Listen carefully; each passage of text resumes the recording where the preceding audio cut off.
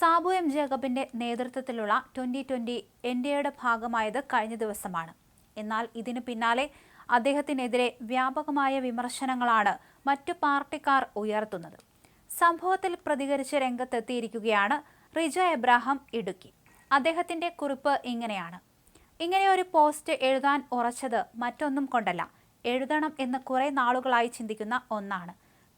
കച്ചവട രാഷ്ട്രീയക്കാരും അവരുടെ പിമ്പുകളായ ഹിജട മാധ്യമ പ്രവർത്തകരും ചേർന്ന് സാബു എം ജേക്കബിനെ കൊത്തിവലിക്കാനാണ് ആഹ്വാനം നടത്തിയിരിക്കുന്നത്.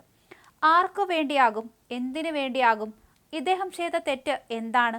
14 വർഷം കൊണ്ട് വേട്ടയാടാൻ മാത്രം രാജ്യദ്രോഹിയോ, നികുതി വെട്ടിപ്പുകാരനോ, കൊലപാതകിയോ, പൊതുമുതൽ നശിപ്പിച്ചവനോ, അഴിമതി നടത്തിയവനോ, ആരാധനാലയങ്ങളെ കൊള്ളയടിച്ചവനോ, അന്യമത വിദ്വേഷിയോ, പീഡകനോ, കപട രാഷ്ട്രീയ കുപ്പായം അണിഞ്ഞവനോ ആണോ ഇദ്ദേഹം? എനിക്ക് സത്യത്തിൽ മനസ്സിലാകുന്നില്ല. ഇദ്ദേഹം ഇന്ന് ലോകം അറിയുന്ന ഒരു പ്രമുഖ വ്യവസായിയാണ്. ഈ രാജ്യത്തിന് മുതൽക്കൂട്ടാകുന്ന ഒരു പ്രൊഡക്റ്റ് വിദേശത്തേക്ക് കയറ്റുമതി ചെയ്യുന്ന ബിസിനസ് മാഗ്നറ്റ്. ഈ രാജ്യത്തേക്ക് വിദേശ പണവും സർക്കാരുകൾക്ക് നികുതിയും നൽകി വരുന്നു. മാന്യമായി ആ ബിസിനസ് നടത്തി മുന്നോട്ടു പോകുന്നു. അദ്ദേഹം ഒരു രാഷ്ട്രീയ പാർട്ടി രൂപീകരിച്ചു. അതൊരു തെറ്റാണോ? ആരുടെയെങ്കിലും കുത്തകയാണോ ഇത് വല്ലതും?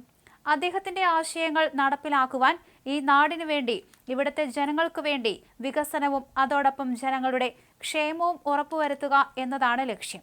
അദ്ദേഹത്തിന്റെ പ്രസംഗങ്ങൾ കേട്ടാൽ മനസ്സിലാക്കാൻ സാധിക്കും, അദ്ദേഹത്തിന് രാഷ്ട്രീയ കച്ചവടമല്ല, പൈസ കണ്ട് അറപ്പ് തീർന്നവനാണ്.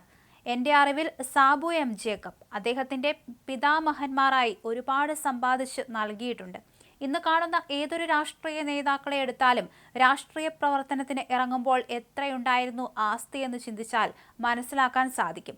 എല്ലാ കാലത്തും സാബു എം ജേക്കബിന്റെ മുന്നിൽ കൈനീട്ടി നിന്ന തിണ്ണനിരങ്ങികളായ രാഷ്ട്രീയക്കാരുടെ ഒരു നീണ്ട നിര തന്നെ കാണാം.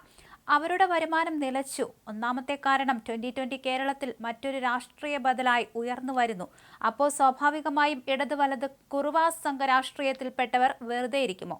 ഈ കുറുവാ സംഘങ്ങൾ കാലാകാലങ്ങളായി വെച്ച് അനുഭവിച്ചു വരുന്ന ഓരോന്നും ജനങ്ങൾ 2020 എന്താണെന്ന് തിരിച്ചറിഞ്ഞാൽ അവർക്ക് നഷ്ടപ്പെടും എന്ന ചിന്തയിൽ നിന്ന് വർഗീയ നിലപാടുകൾ ഈ രാജ്യത്തെ നശിപ്പിക്കണം എന്ന ചിന്തയിൽ നടക്കുന്ന ഛിദ്രശക്തികളെയും കൂട്ടുപിടിച്ച് 2020 പ്രസ്ഥാനത്തെ നശിപ്പിക്കുവാൻ കൊട്ടേഷൻ എടുത്തിട്ടുണ്ട്. കാരണം കമ്മീഷൻ നല്ലപോലെ വിദേശ തീവ്രവാദ ഗ്രൂപ്പുകളിൽ നിന്ന് ഇവറ്റകൾക്ക് ഒഴുകുന്നുണ്ട്. പൈസ മുഖ്യം ബിഗിലെ. ഇവിടത്തെ രാഷ്ട്രീയക്കാർക്ക് എന്നെങ്കിലും ഈ നാടിനോട് പ്രതിബദ്ധത ഉണ്ടായിട്ടുണ്ടോ?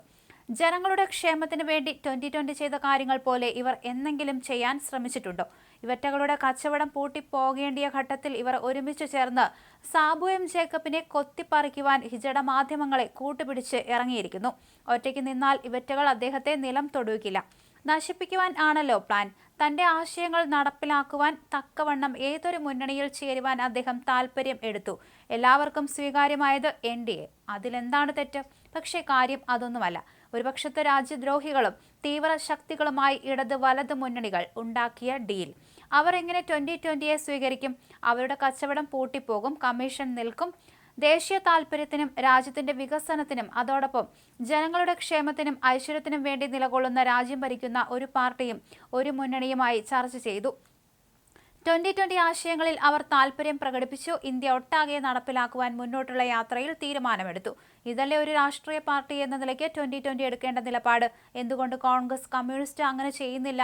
അവർ രാജ്യദ്രോഹത്തിനും അഴിമതിക്കും കൊള്ളയ്ക്കുമാണ് പ്രാധാന്യം നൽകുന്നത്. അതാണ് ഇവരും ആ പാർട്ടിയും തമ്മിലുള്ള വ്യത്യാസം. ഇനി 2020യിൽ പൊട്ടിത്തെറി എന്ന് പറഞ്ഞു കാണിക്കുന്ന കോപ്രായങ്ങളോട് ഞാൻ ഇദ്ദേഹത്തിന്റെ ആശയങ്ങൾ കണ്ട് അറിഞ്ഞ് ഈ പാർട്ടിയിൽ വന്നതാണ്. അദ്ദേഹത്തിന്റെ സൗന്ദര്യത്തിനോ പണത്തിനോ ബിസിനസ്സിൽ പങ്കാളിയാവാനോ അദ്ദേഹത്തിൽ നിന്ന് അനാവശ്യമായ ഒരു നേട്ടങ്ങളും സ്ഥാനമാനങ്ങളും പ്രതീക്ഷിച്ചു വന്ന ആളല്ല. അദ്ദേഹത്തിന്റെ ആശയങ്ങൾ ഈ നാടിന് ഒരുപാട് ഗുണം ചെയ്യുന്ന ഒന്നാണ്. സാധാരണ ജനങ്ങളുടെ പ്രശ്നങ്ങളാണ് സാബു ജേക്കബ് പറയുന്നത്. അതിന് പരിഹാരം കണ്ടെത്തുക എന്നത് അദ്ദേഹത്തിന്റെ ലക്ഷ്യം. അതല്ലേ പൊതുപ്രവർത്തനമായിട്ട് ഇറങ്ങുമ്പോൾ ഒരു വ്യക്തി ചിന്തിക്കേണ്ടത്? ഇങ്ങനെ പോകുന്നു റിജോ എബ്രഹാം ഇടുക്കിയുടെ വാക്കുകൾ.